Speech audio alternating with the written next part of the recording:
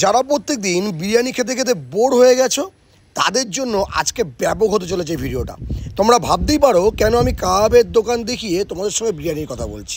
কম বেশি আমরা বিরিয়ানি প্রত্যেক দিন একটা লাঞ্চ বা ডিনার হিসাবে ধরে নিয়েছি, যেখানে মোটামুটি একটা বিরিয়ানির দাম 90 টাকা থেকে শুরু করে 350 টাকা পর্যন্ত বিরিয়ানি হতে পারে। বাট এই কাবাবের দোকানে নতুন একটা আইটেম চালু হয়েছে যার নাম চেলো কাবাব। হ্যাঁ, মাত্র 349-এ প্রায় 3 থেকে 4 রকমের কাবাব এবং তার সঙ্গে ব্যাটার রাইস থাকছে, বিভিন্ন রকমের আরও কাবাব আইটেম। কসবার ত্রিবর্ণ সঙ্গের ঠিক রোস্টেড কার্ডের ওন করা নতুন একটা ব্রাঞ্চ কাবাব চায়।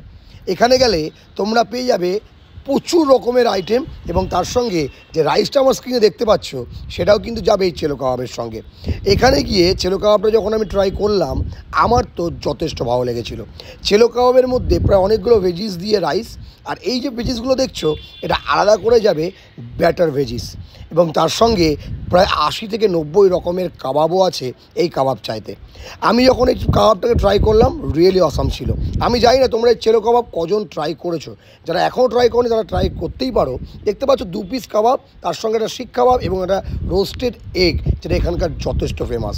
তো যারা এখন ট্রাই করো তারা ট্রাই করো, আর যারা অলরেডি ট্রাই করেছো কমেন্ট করতে ভুলো না।